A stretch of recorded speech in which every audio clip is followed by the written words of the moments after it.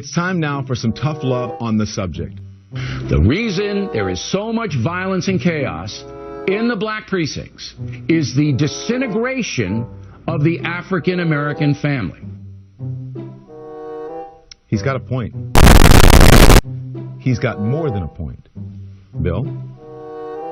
Raised without much structure, young black men often reject education and gravitate towards the street culture, drugs, hustling, gangs.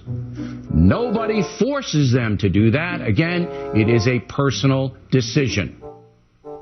He is right about that too. But in my estimation, he doesn't go far enough. Because black people, if you really want to fix the problem, here's just 5 things that you should think about doing. Here's number 5, pull up your pants. Number 4 now is the N-word. Now number 3, respect where you live. Start small by not dropping trash, littering in your own communities. I've lived in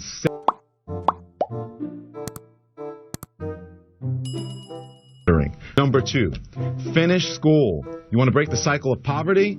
Stop telling kids are acting white because they go to school or they speak proper English. And number 1, and probably the most important, just because you can have a baby, it doesn't mean you should, especially without planning for one or getting married first.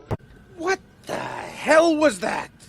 Over the last few days, I have been thunderstruck just watching Don Lemon and Chris Cuomo self-destruct in front of my eyes with their constant gaslighting, outright lying, and constant goalpost moving. Just yesterday, these two clowns were mocking any suggestion that crime was exploding in these Democrat-run cities where the far left is calling for abolition or defunding the police. And they were wringing their hands about, get this, a hate crime involving 2 peaceful protesters who painted their own political message over top of a Black Lives Matter painting. A common tactic of the left that is always defended by these guys, but guess what? Those are rules for them, not for you. Free speech for them, not for you. It's all about creating division. Yeah. Literally say it on state TV. It's coming for you next. Oh, yeah. Well, you see the right-wing machine kick in, media machine kick in. Democratic cities are in chaos right now. Is this what you want from Joe Biden? And they're going to take your country away, and they're taking down the statues. And crime is rising as they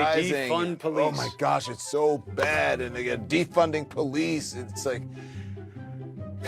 I've been doing this for literally decades, and still my mind is just blown by watching such brazen, obvious propaganda. I mean, really, are they suggesting that Democrats and the far left aren't tearing down America's history and targeting more of it every single day? One of Biden's VPs literally said she would consider taking down our founders' monuments. Do they seriously believe that the left doesn't want to defund police and that Democrat-run cities aren't exploding in crime right now?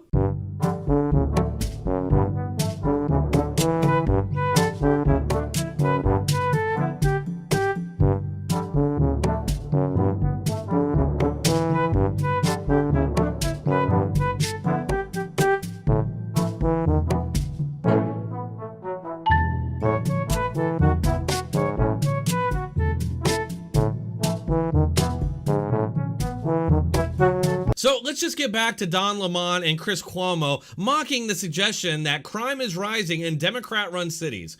As I've shown you before, Democrat cities are in fact the most violent cities, and that's separate from the lawlessness that we're seeing right now. Now he just ignores obvious, undeniable facts like black people, more specifically black men, are disproportionately represented in violent crime and murder. The highest rates of intraracial murder in this country is black on black. Yes, intraracial murder is the most common form of murder in every group, but it's the highest rate in the country when it comes to black on black murder. Anytime Don Lemon is confronted with this fact, he dismisses it, saying that every group kills more within their own group. But the fact is, and the fact that he always glosses over, is the fact that it happens at the highest rates within the black community. Just look at this 2016 interview with Sheriff Clark.